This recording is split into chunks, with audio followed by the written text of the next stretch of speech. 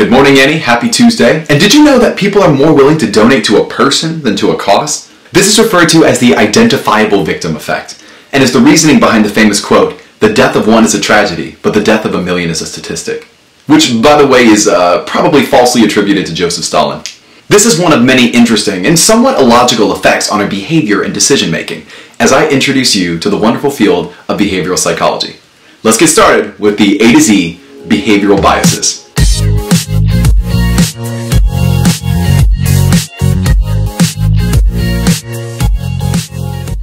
For example, the availability heuristic is the tendency for us to overestimate the likelihood of events that have a greater availability in our memories. This explains why arguments such as those for gun control carry a lot more weight immediately after a shooting, even if the general trend of shootings has remained the same.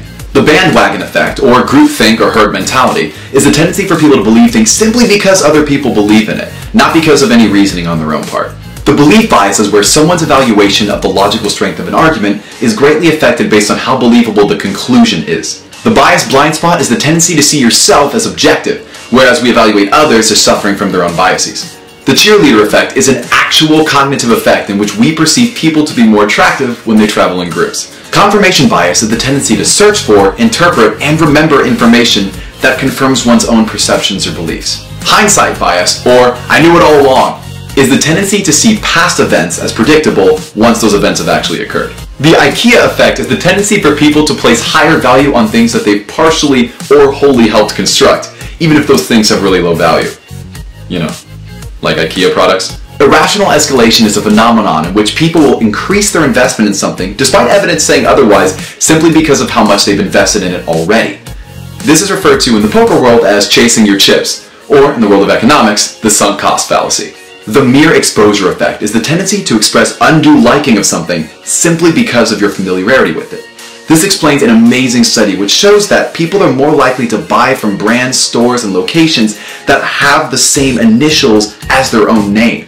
This might also explain an interesting trend that states that people in today's workplace make more money by having a shorter and simpler first name. The moral credential is the tendency for people to believe themselves to be more or less upstanding when someone that they associate with is observed doing something good or bad. It explains why social media and the general public can be extremely defensive when it comes to our own politicians and celebrities. If we associate with them, then an insult to their character is a direct judgment on our own. The rhyme as reason effect simply states that whenever something is put to a rhyme, it suddenly becomes more believable. This is really emphasized in Aldous Huxley's Brave New World, in which all of the children and infants are read a number of rhymes to teach them the morality of their society. And finally, I conclude with the unit bias, which is the tendency for people to want to complete a given task or item. This is extremely common in things such as eating, but it also explains why people are a lot more successful when they can take big tasks and break them down into checklists or units. So this is only scratching the surface. Turns out there's more than 60 other behavioral biases and more than 150 other cognitive biases for you to explore. I just thought it'd be cool to share with you that sometimes in life we make choices based on things that aren't helping us at all. I really hope that you enjoy today and the rest of your work week, and I cannot wait to see you real soon. Although, that might just be mere exposure. This is a philosophy hug from me to you, and I'll see you Friday.